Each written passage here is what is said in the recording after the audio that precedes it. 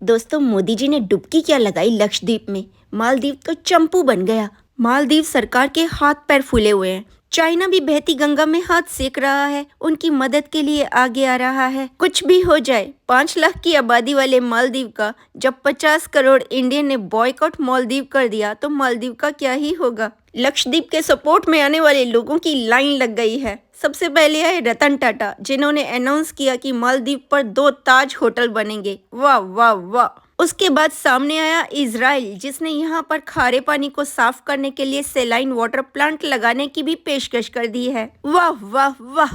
असली दोस्त ऐसे ही होते हैं, मालदीव जैसे नहीं, जिसका खाया उसी पर थूका। 1965 में आजाद हुआ अंग्रेजों से मालदीव, और उसके बाद उसको बचाने के लिए भारत आगे आया, हर तरह से मदद की। भारत से ही टीचर्स और डॉक्टर्स गए मालदीव में। सिर्फ और सिर्फ टूरिज्म के भरोसे चलता है ये देश, और यहाँ पर आने वाला हर छठा टूरिस्ट इंडियन होता है। अभी कुछ दिन पहले ही यहाँ पर आग लग गई थी और यहाँ का वाटर प्लांट ब्लास्ट हो गया था। इनको पानी तक भेजने की मदद की हमारे मोदी जी ने। कोविड के बाद जब टूरिज्म के हालात खराब हो गए, तब मदद करने के लिए सबसे पहले भारत आगे आया। लक्षद्वीप से सिर्फ 750 किलोमीटर दूर है मालदीव।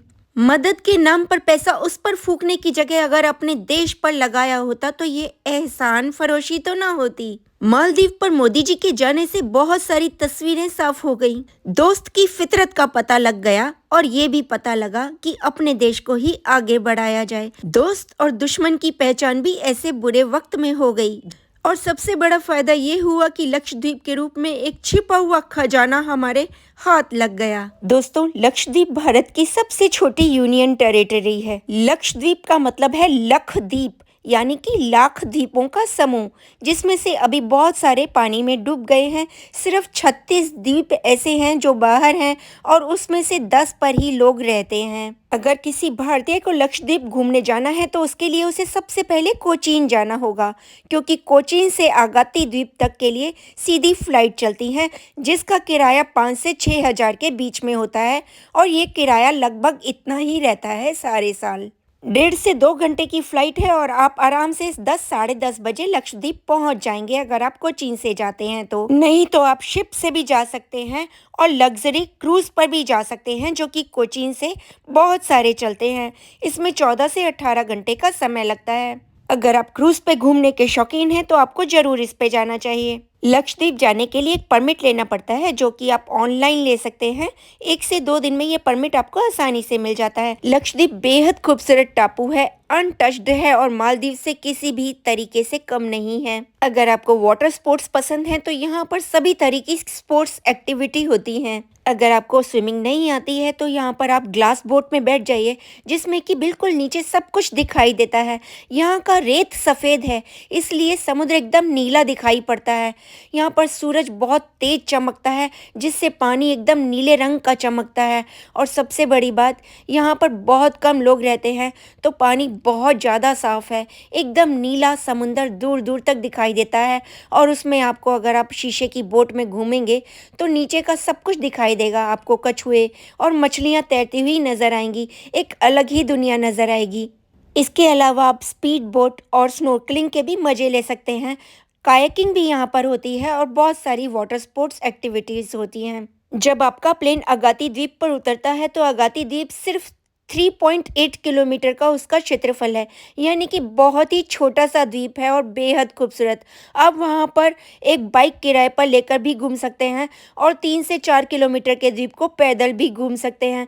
अगर आप सी फूड के शौकीन हैं तब तो आपको बहुत ही मज़ा आ जाएगा, लेकिन अगर आप वेजिटेरियन हैं तो भी यहाँ पर ऑप्शंस की कमी नहीं है। मोदी जी ने करोड़ों देशवासियों को ये तो बता दिया कि इधर उधर भागने की बिल्कुल ज़रूरत नहीं। आपका देश बेहद खूबसूरत है, और यहाँ पर एक्सप्लोर करने के लिए बहुत सी अनटच्ड जगहें हैं, तो क्यों ना उनका इशारा समझा जाए। पराया देश पराया होता है, और अपना अपना। अगर आप अपने देश में टूर करते हैं तो एक तो वो बहुत सस्ता पड़ता है, आपके लाखों रुपए बचते हैं, और उसके बाद आपको बहुत अच्छी फील भी आती है। तो लक्षद्वीप के लिए आप अपना टूर कब प्लान कर रहे हैं, ज़रूर बताइएगा। इसके बारे में अगर आपको कुछ और जानकारी चाहिए तो नीचे कमेंट में पूछ सकते हैं। एहसान फरोश को क्या सज़ा देनी चाहिए, इतना तो आप जानते ही हैं। कभी भी मालदीव जाने की सोचिएगा भी मत। अयोध्या में फिर से राम का घर बनाने वाले मोदी जी को प्रणाम। अयोध्या जैसे छोटे से गांव को टूरिस्ट डेस्टिनेशन का हब बना दिया।